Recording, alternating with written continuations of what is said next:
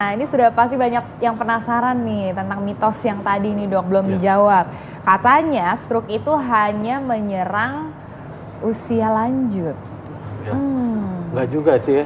Jadi kita kalau di rumah sakit itu banyak dari usia muda maupun sampai usia lanjut. Emang utamanya sih terbanyak memang usia pada lanjut. Tapi kalau usia muda misalnya ada kelainan jantung yang tidak tertangani dengan baik, biasanya dia bisa lanjut menjadi stroke. Jadi ini fakta atau mitos dok? Mitos. Mitos. Jadi orang muda juga bisa, hati-hati ya. Orang muda juga bisa, tentunya orang muda yang berisiko nih dok. Nah kita bicara risiko, risikonya apa aja nih dok? Ya risiko banyak, terutamanya biasanya gaya hidup sehat ya, olahraga tidak teratur, merokok ya. Itu paling utama sih pada usia muda adalah merokok biasanya. Itu yang menyebabkan stroke dia pada usia muda. Nah ngomong-ngomong mengenai tadi ya penyebabnya tadi itu, banyak masyarakat yang ceritanya sudah mengetahui dari selebaran mungkin dari media lini massa ya yang udah memberitahukan mengenai oh ini katanya penyebab stroke ini, penyebab stroke ini. Nah coba kita lihat pertanyaan masyarakat berikut ini. Nama saya Suci. Beredar di masyarakat itu informasi bahwa pada penderita stroke itu pertolongan pertamanya adalah dengan menusuk-nusukan jarum di ujung-ujung jari. Hal tersebut mitos atau fakta ya dok? Oke itu tadi dong, pertanyaan langsung mitos atau fakta bahwa pertolongan pertama pada stroke itu tusuk jarum di jari. Ayo mana jarum? Itu mitos ya. Itu mitos sangat jelas, menyakitkan ya untuk buat pasien stroke ya. Sebaiknya adalah tadi tolong diingat begitu ada gejala stroke timbul segera ke rumah sakit. Rumah sakit ya dok. Nah kenapa Dan segera ke rumah brain ya sakit tadi ya? Karena mungkin dokter bisa menjelaskan nih ke masyarakat ada golden period.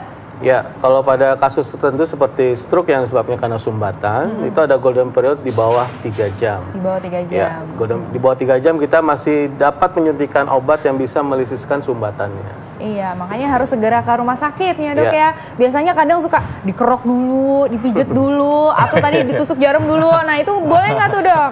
Kayaknya lebih baik langsung ke rumah sakit. Lebih baik langsung ke rumah sakit. Cepat-cepatnya. Ya. Time is brain, selalu ingat itu ya. Jadi makin lama ditolong tentu harapan sembuh semakin kecil. Iya, dan makin cepat malah semakin besar kemungkinan bisa sembuh ya. Golden periodnya tadi 3 jam ya dok ya? 3 jam. 3 jam. Dan jangan sampai dikasih minum, kebanyakan gitu tuh dok. Ya, karena pada kasus stroke biasanya suka ada kelumpuhan dari saraf dari menelan. Kalau dikasih minum, dia akan tersedak karena tidak ada refleks muntahnya, langsung masuk ke paru-paru. Nah ini jadi bikin PR buat dokternya nanti untuk ngobatinnya. Malah menjadi lagi masalah infeksi baru ya, paru-parunya. Oke baik, Suci dan masyarakat di rumah tentunya sudah tahu tadi jawabannya ya, mudah-mudahan berguna. Nah kita punya fakta dan mitos berikutnya, Dr. Arlene, silakan. Ya, ini dia, stroke hanya menyerang penderita hipertensi dan penyakit jantung. Ini mitos atau fakta dok, dijawab dulu. Ya itu mitos, tapi itu memang yang utamanya, penyebab utamanya. Tapi ada penyebab-penyebab lain yang mungkin seperti gula darah tinggi, nah itu juga bisa menyebabkan stroke. Ya, kemudian juga ada gangguan karena infeksi yang kronis bisa juga menyebabkan stroke.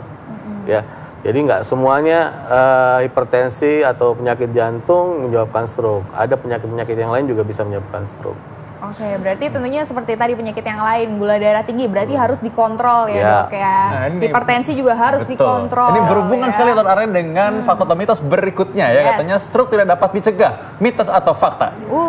Itu mitos. Karena stroke bisa dicegah. Ya, dengan kita mengontrol gaya hidup dan kontrol faktor risiko kalau memang sudah ada, nah itu bisa mengurangi angka kejadian stroke.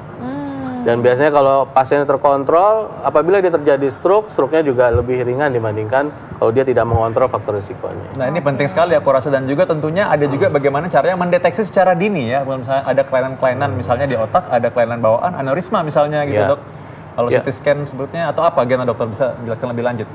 Lebih baik kita adalah menemukan faktor risiko yang ada di tubuh kita. Jadi selain dari mencegah dengan gaya hidup atau lifestyle yang sehat, kalau kita sudah itu, ya mungkin kalau kita lihat medical check up rutin, biasanya kita lakukan kalau udah usia di atas 30 atau 35 tahun, lebih baik medical check up rutin 6 bulan sekali.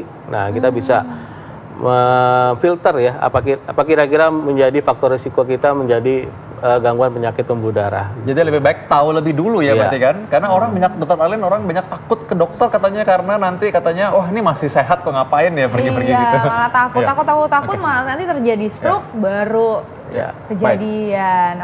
Jadi mitos berikutnya, silakan Dr. Arlene. Mitos atau fakta nih dok, bahwa sering sakit kepala merupakan gejala awal stroke.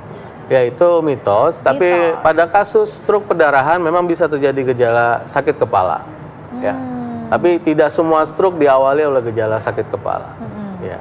Kadang-kadang tiba-tiba lumpuh mendadak, itu gejala stroke-nya adalah lumpuh mendadaknya itu, bukan sakit kepalanya. Oke, bisa juga sakit kepala karena kurang tidur. Nanti orang malah kepikiran terus jangan-jangan saya stroke. Enggak ya dok? Ini demam Piala Dunia nih sekarang. Oh iya, demam Piala Dunia. Kurang tidur kebanyakan tidur. Atau kebanyakan olahraga katanya bisa menimbulkan stroke. Wah ini harus diluruskan ya. Iya nih dok. Ya tergantung memang, kalau memang ada keluhan dari mungkin dari gangguan kardiovaskulernya, dia bisa menyebabkan stroke. Tapi olahraga berlebihan juga kurang bagus ya. Sebaiknya kita menjaga ritme olahraga kita. Memang ada batasnya itu ya, 1 jam sehari ya. Nah itu lebih baik untuk dilakukan. Nah ini kalau bagi berlebihan nih, orang-orang yang demen mungkin tarung bebas atau pelari maraton jadi takut nih. Gimana dok kelebihannya? Berlebihannya gimana dok misalnya? Ya mungkin di luar batas limit fisiknya itu yang mungkin berlebihan, yang kita tidak inginkan ya. Gitu. Harus tahu batasnya. Berarti saya juga udah tahu kok limit saya. Biasanya saya kira-kira baru lari 1 meter, 2 meter, oh udah capek kayaknya. Yang paling sering kan itu ya. Itu udah limit kayaknya. Yang paling sering itu rekreasional ya, olahraga rekreasional. Artinya kita jarang olahraga, tiba-tiba kita push pada hari itu, teman kita ngajak hari Minggu main futsal, tiba-tiba kita sebelumnya belum pernah main futsal sama sekali.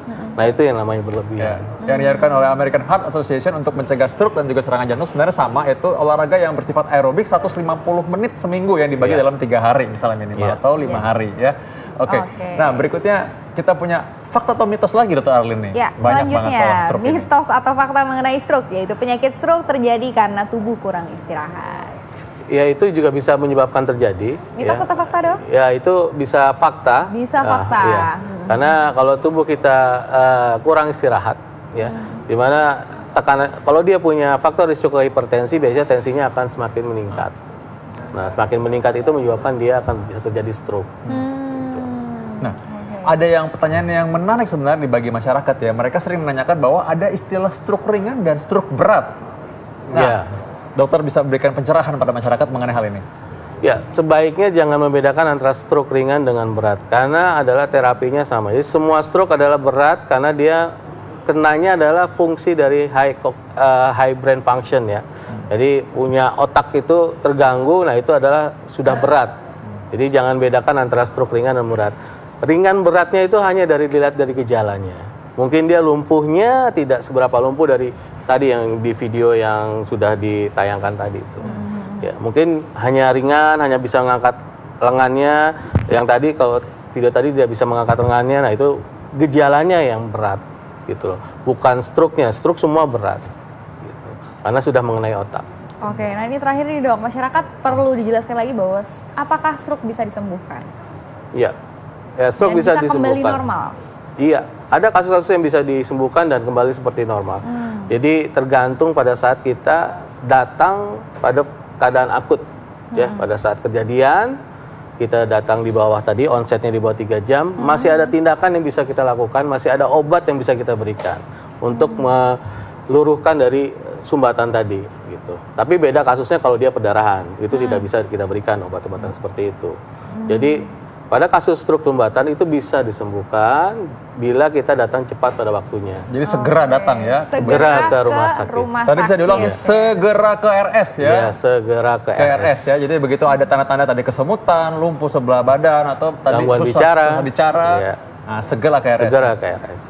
Oke, nah untuk transportasi nih dok, biasanya kan kadang pasien nih datang dibawa bukan pakai ambulans, dibawa dengan keadaan yang seadanya aja, keadaan seadanya dan kendaraan yang ada aja. Nah baiknya seperti apa nih posisi transportnya? Ya transport sih sebaiknya ya nggak mungkin pakai motor kali ya. Jadi kalau pakai mobil pasti itu lebih baik dibandingkan kalau kita cuma ada motor. Baik ada kendaraan yang pasiennya bisa berbaring untuk di tempat transportasi itu untuk menuju ke rumah sakit lebih cepat. Perlu diganjal bantal dok? Nggak ada masalah. Tidak ada masalah ya dok ya, tidak ada masalah.